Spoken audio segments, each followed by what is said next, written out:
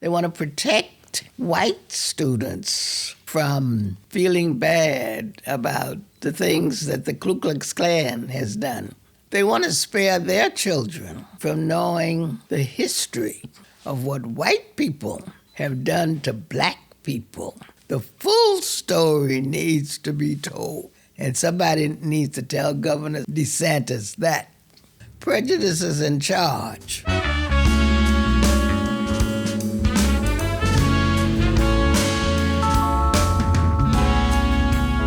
Welcome to Miami Preserves, the podcast where we explore historic places in Miami and what it means to preserve our history. I'm your host, Lucia Meneses, and I'm also the school programs manager at Dade Heritage Trust, a nonprofit organization established with a mission to preserve Miami-Dade County's architectural, environmental, and cultural heritage through education, preservation, and advocacy. In the last episode, we talked about the history of segregation in Miami and some early preservation efforts in the African American community. In this episode, you'll hear from a few teachers who have participated in our African American Heritage Program, and you'll also hear from Dr. Marvin Dunn, retired professor, author, and activist who you heard from in the previous episode. Although he's not currently teaching in the public school system, he has been very vocal about some of the changes in education taking place in Florida today. What's happening in Florida is worse than book banning. What Florida is doing, what DeSantis is doing, is banning ideas. That's worse, because once you ban an idea, then the books follow. We launched our African American Heritage Program in the spring of 2022 to celebrate and educate students about Miami's Black history.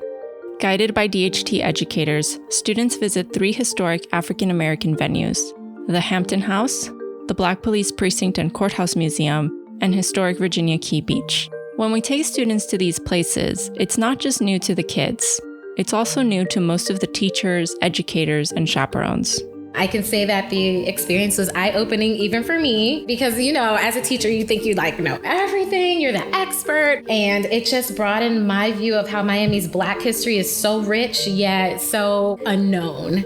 Hampton House, that was a really nice treat, mainly because I've never been there, just heard about it. Originally exposed first from the movie, ironically, not from history classes, which you would think would be the place you would hear about it. That was Cristo and Maribel, both teachers with Miami-Dade County Public Schools.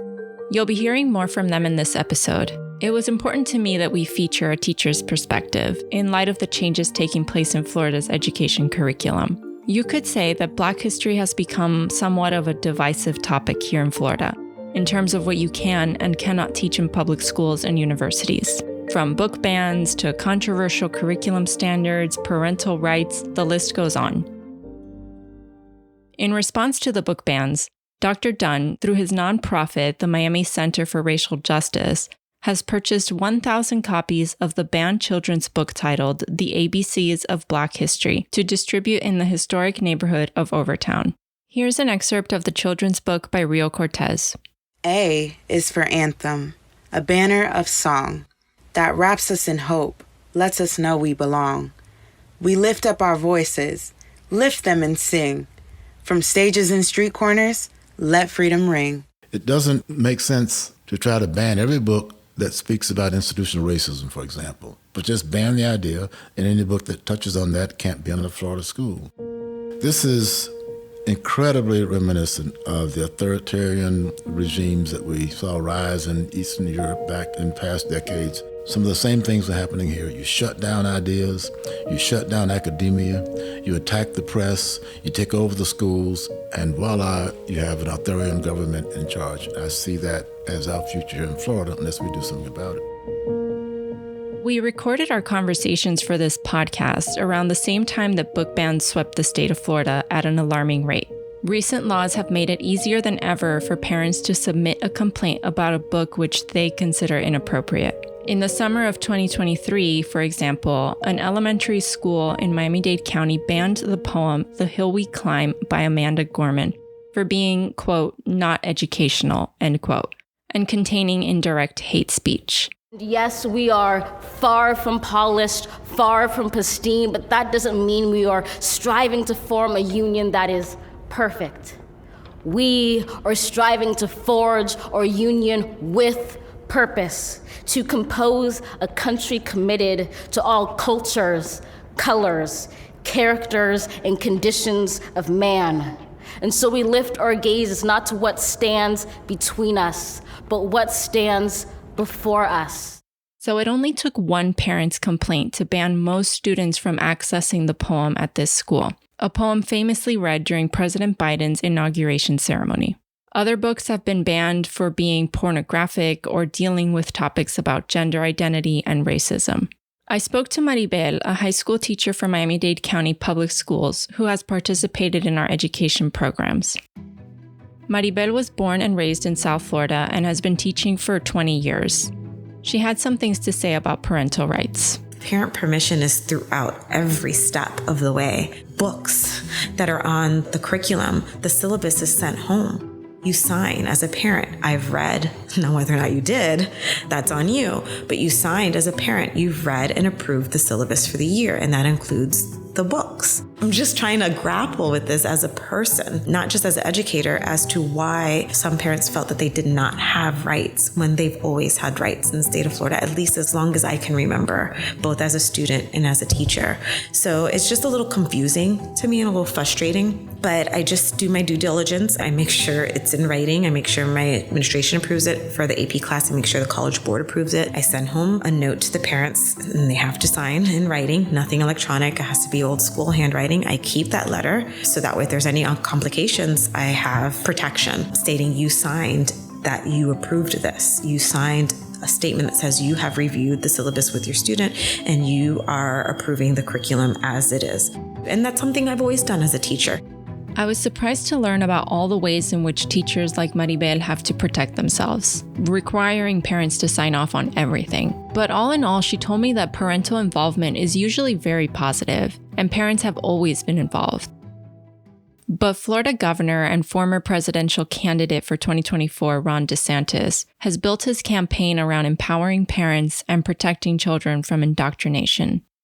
We have drawn a very clear line in the sand that says our school system is for educating kids, not indoctrinating kids. The charge that students are being indoctrinated with liberal ideology by progressive socialist left-wingers and what have you. I was a principal of a high school for 15 years while I was still at FIU teaching, and I did a lot of visitations to schools. I never went into a school in Florida where teachers were allowed to teach children to hate our country, to hate other races, where children were taught the kinds of things that DeSantis says that the schools are indoctrinating kids with, is not happening, simply is not happening. What we now see happening, though, is the indoctrination by right-wing literature coming into our schools, and we have got to resist that. We have got to stand up against the use of Prager University videos where you have Columbus telling kids, well, being a slave was not as bad as being killed. How the hell would he know? You got Frederick Douglass telling kids that gradualism is better. Don't be radical. Don't try to change things too fast. On and on and on. This right-wing indoctrination is Christian nationalism being imposed on kids in our schools at the youngest of ages. What Dr. Dunn is talking about is the Prager University Foundation, which is a nonprofit, not an actual accredited university. And according to their website, they offer a free alternative to the dominant left-wing ideology in culture, media, and education.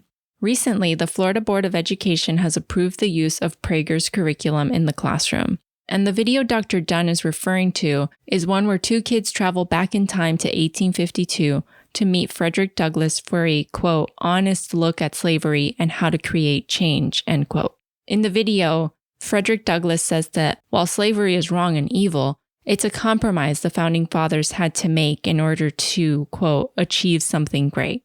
Frankly, it's hard to watch. When I have a complicated math problem, if I rush to solve it, I make mistakes. Leo, ending slavery is such a bigger deal than your math problems. It certainly is, Layla. Along with independence and democracy, it's probably America's biggest deal. Maribel had an interesting take on the concept of indoctrination that I hadn't really thought about before. But I'd like to pause for a second there and talk about that word indoctrination. We're using it as a negative, but when in reality, parents indoctrinate their children. Inadvertently, we do. We're teaching them our way. The way we teach our students here, That's indoctrination to westernized or American school of thought. When we teach about nationalism, it's one of the concepts in Unit 4, the political unit. We teach it as part of the AP curriculum as both a centripetal and a centrifugal force, depending obviously on how it's interpreted and how it's acted upon. And I think indoctrination, it can combine and unify people. It can also tear people apart. It's just really interesting how we're seeing it right now being utilized as language to divide versus how we've used it in the past, quite frankly, which has been mainly to unify culturally and give us a set of standards that we can all relate to. In January of 2023, Florida banned the high school advanced placement African American Studies class for violating the Stop Woke Act and for lacking educational value. Florida's Stop Woke Act. So-called Stop Woke Act. The Stop Woke Act. It's called Florida's Individual Freedom Act, better known as the Stop Woke Act. The Stop Woke Act, signed into law in 2022, bans teaching about race-based privilege or oppression, or assigning responsibility or guilt based on past actions of people of the same race, gender, or nationality. It aims to prevent discrimination in schools, colleges, and workplaces. The Advanced Placement, or AP class, was in its pilot phase, meaning only a handful of teachers and schools around the country were offering the class. The final version is scheduled to launch in the fall of 2024. In case you're not familiar, an AP class is an optional high school course where students can earn college credit by passing a final exam. These classes are very demanding and treated like college classes. I spoke to Crystal, the only teacher in Miami-Dade County selected to pilot the new AP class. Here she is to tell you more about it. The course didn't start with the transatlantic slave trade like most African American history classes. It's actually an interdisciplinary studies class. So it's history, it's art, it's literature, humanities. So it was just so much more. One thing that I liked the most about the curriculum was that the first unit was literally just about the continent of Africa. Contextually, like laying the groundwork for the course, talking about the origin of man. I mean, it goes all the way back. It talks about the different regions geographically. It talks about the art from the different regions, the kings and the warriors. And that's something I personally never learned until I got to college. Even though high school, we have world history, we don't have a really, really detailed unit on just the continent. Crystal explained that this AP class was designed to encourage more students to participate in the AP program, but the class was canceled mid-year for violating the Stop Woke Act. Another reason why they decided to make African American Studies an AP class is to attract minority students into the AP program who may not have been in an AP program otherwise. My students are Hispanic. We did a lot of lessons on the Caribbean. We did many lessons on Central and South America and how those people connect to the continent. We did projects on music, on food, so there were connections. It really does have academic values. So I had a lot of students who would have never taken an AP class that were just interested in the subject to kind of get them into the program. And so once they saw that they could do an AP program, that would kind of maybe push them to do other AP classes. When the class was canceled, it was very abrupt. And it was just like, yeah, so tomorrow you can't teach this anymore. As for violating the Stop Woke Act, so woke means like to be educated. So I'm not sure why you wouldn't want to be educated on something. So that's just interesting to me. With another 4 years in office came a promise from Florida Republican Governor Ron DeSantis. Florida is where woke goes to die. And just weeks into his second term, the administration has a new target: banning public schools from teaching advanced placement African American studies. The next day I had to pivot, and it took us a couple days to kind of figure out our next steps. So that's why the Dade Heritage Trust was so life-saving for me, because we went on our field trips on the latter half of the year, and that really filled in a void that we kind of had because we had to kind of pivot in the middle of the year. Crystal explained that there was a lot of confusion when things blew up in January and the class was canceled. and she explained exactly how an AP pilot class works. The pilot was just that. It was a pilot. And so what we did was the pilot teachers would give feedback every week in order to change the curriculum and make suggestions so the curriculum could be more tailored to what we thought would be better. So it was a work in progress to begin with. It was always a work in progress. And it seems really collaborative. So collaborative. When I tell you every week we had to submit a report, and they did surveys with the kids, they did surveys with us. It was definitely a fluid document. So when I finally saw what the public saw, I was like, this is not what we're teaching. This was like a first copy from the year before that the writers had been working on. So it was a lot of confusion. And then teachers, like, we're not getting into that political firestorm. So we're just like sitting there like, well, I mean, we'll just let the media and the College Board and, you know, the government just hash that out on their own, and we'll just sit back and see. The College Board released the final course syllabus, which will be available to all schools across the country beginning in the fall of 2024. The College Board, by the way, is a nonprofit that develops and administers standardized tests, such as the SAT and AP exams, which are used in college admissions throughout the United States. Because these exams are standardized, states like Florida can't just pick and choose which topics to exclude from any given AP class. States have to present the curriculum as it is written or ban it completely. Now, whether or not Florida will lift its ban remains to be seen. The College Board made some changes to the curriculum. They eliminated the topic of Black queer studies and demoted topics such as Black Lives Matter, incarceration and abolition, and the reparations movement to optional topics that won't be featured in the final exam. Critics accuse the College Board of appeasing Florida's demands, since so much of what they eliminated or changed were considered too woke, according to Florida's Department of Education. But the College Board insisted that that was not the case. They did, however, keep the one about the Black feminist movement, womanism, and intersectionality. According to Florida Commissioner of Education, Manny Diaz, the concept of intersectionality is foundational to critical race theory, a theory that is banned under the Stop Woke Act throughout all educational institutions in Florida, including universities and colleges. You know why that caught on, critical race theory? Because it sounds so threatening to white people. Critical race theory, oh my God, they're coming with that? Let's stop that. Folks have no damn idea what critical race theory is, but some folks around DeSantis came up with this, and it just caught on as a political hook, and they're riding it to death. What is critical race theory? So to me, critical race theory, as what they're saying, is how race plays a factor in certain systems that we have going on in the United States, like our prison complex system and things like that. We don't really teach that on that level. In the AP curriculum, you might find something like redlining, which is something that the Black community has dealt with. So that's part of the history of the Black community. Another thing is maybe some of the movements that have happened recently, like Black Lives, that's a part of history and it should have been covered, but to just totally gloss over it.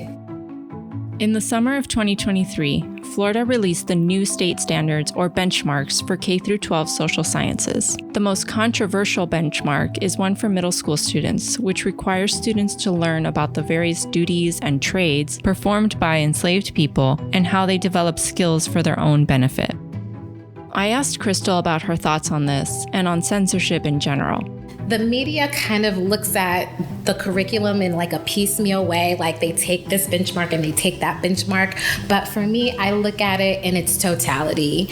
And the AP curriculum as a whole was to show the full picture of the African American experience. Their goal was to show the contributions, the history, whether it's good, bad, ugly, just the whole picture. In totality with this new curriculum, I know in my heart that it's not painting the full picture. So when I look at the curriculum, I'm looking at the intent. So even if the wording isn't that bad, most people say, the intent of the new standards is to minimize the African American experience. It's biased. It leaves things out. And you really don't want to deviate from what is required of you to teach because you can get into trouble. So teachers have been walking on eggshells. So that's unfortunate because some teachers will just totally skip it or just like gloss over it. You don't get into that in-depth study or conversation because a lot of teachers are scared to teach it. Dr. Dunn organized a march in the summer of 2023 to protest this notion of slavery and its benefits. Well, the thing about enslaved people receiving personal benefits, they were not even seen as people. They were defined as property. They were not persons in the eyes of the people who owned them. They were property just like chairs and cows and mules and what have you, and chairs don't have personal gains. But it's a catchy right-wing argument to try to equivocate evil, that it wasn't that bad, enslaved people got benefits from it.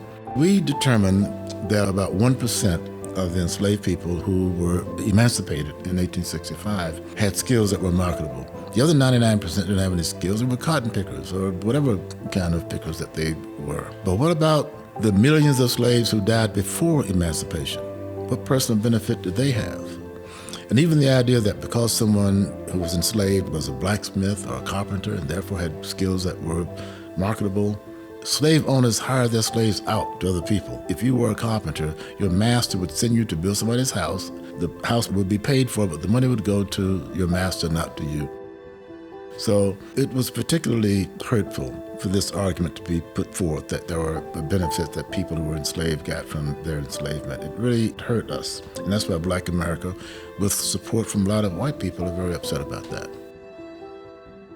In the summer of 2023, the U.S. Supreme Court decided to eliminate affirmative action in college admissions. For decades, colleges and universities have been required to consider race as one of many factors when considering new student admission as a way of ensuring a diverse student body. How do you think that'll impact colleges? We know how that will impact colleges. We will see a dramatic drop in minority enrollment in the state universities and our state. If you don't have affirmative action to attract minority students, you're not going to get them into these universities. And maybe that's part of the plan.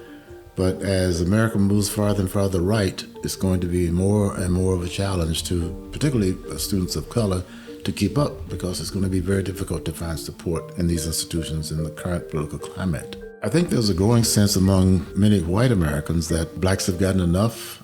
They had the civil rights movement given to them, freedom given to them back in 1865. They've had all of these advantages, and some white people now think that blacks have more advantages than they do. So why are you still giving them advantages for getting into universities and colleges that place them ahead of white students? So there's a growing feeling that it's now whites who are being penalized because of their race. And that underlies, I think, a part of this pushback against affirmative action, not just in colleges and universities, but also in the workplace. We're already starting to see the ripple effects of this ruling.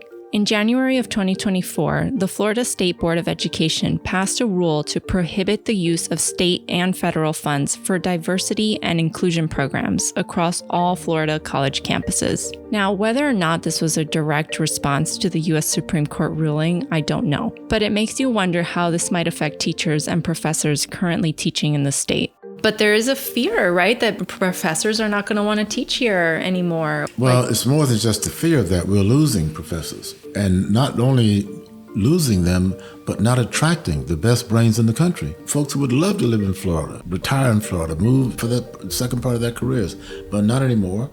Who wants to come to a state as a professor where the governor determines if you get tenure or not? Where the governor tells you what you can say or not say in a classroom? It is scaring away people who might come here, and it's making folks who are here inclined to leave. Yeah, I hadn't thought about that, about like not only professors leaving, but not attracting new people to come here. Well, that's the real long-term damage. A lot of the folks who are here now are invested in Florida, can't just pick up and leave. Yeah. But for someone just starting out, or someone who's in a senior position wanting to make a change, Florida would not be a top choice. In light of everything that's going on with regard to Florida education and education in general, I asked Maribel and Crystal if at any point they've considered changing their profession or if they're scared of what could happen. So it definitely is a glass floor we're walking on. I try to make mine plexiglass a little bit stronger, but it definitely is something that I am cautious moving into and concerned about. But I personally refuse to live in fear. I know, God forbid, if something horrible were to happen and I have to leave education, whether it's by force or by choice, I know I will be okay. I know I will be able to find another way to provide for myself. But my concern more so is the experience of the students. They will not get this experience back. This is their high school experience, and I want to make sure it is a valuable one to them, something that they can rely on in future years as adults and provide a foundation for them to be empathetic leaders in our community, to be knowledgeable, open to diverse thoughts, not necessarily caving in to objecting opinions, but just open to diverse thoughts and being okay with the idea like, oh, you know what, I didn't see it that way. And I can understand that, and having those conversations. And I think if I can create that environment, then I've done my job successfully. Crystal told me that she started out with 21 students in her AP African American Studies class. But now over 100 students have signed up for the African American Studies honors class this upcoming school year. So it's just like another roadblock, and I'm already thinking of ways to get over it. I'm thinking of my students doing student teaching, doing projects, doing critical thinking. Like, these kids are smart, and you just got to give them credit. You got to give them an opportunity to learn for themselves. And that's what teaching is all about. It's hard to say exactly how these new laws will impact students in the long run, and that's who we'll be focusing on in the next episode. You'll hear from several students as we tour the historic Black Police Precinct and Courthouse Museum, as well as the Hampton House. What do kids make of preserving Black history?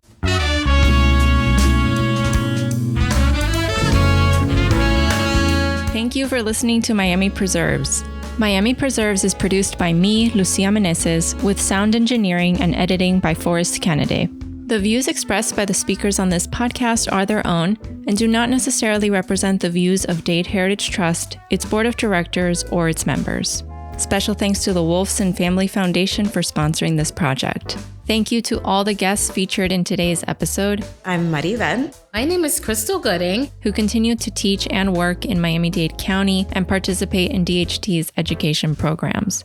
Crystal, by the way, created a website with resources for teachers designed to fill the gaps in traditional curriculum by highlighting African diaspora history, culture, and achievements. The website is sankofahigh.com. That's SANKOFAHIGH.com. I am Dr. Marvin Dunn, who runs the nonprofit Miami Center for Racial Justice and also has a website with tons of resources and materials focusing on Black history called dunhistory.com. That's DUNN history.com. Our theme music is called Presence by Taylor Vega and performed by the YMU Jazz Collective. To learn more about Dade Heritage Trust and for a complete transcript of episodes, visit our website, dadeheritagetrust.org. And be sure to follow and subscribe to the Miami Preserves podcast wherever you listen to podcasts. Tune in for episode 3. Being able to come and learn more in depth of these historical places and things that I didn't know, it brings a lot of joy, and it's really informational because I get to go home and I tell my siblings who didn't have a chance to do this, I tell my parents who didn't have a chance to do this, and they're learning from me learning, and I really love that.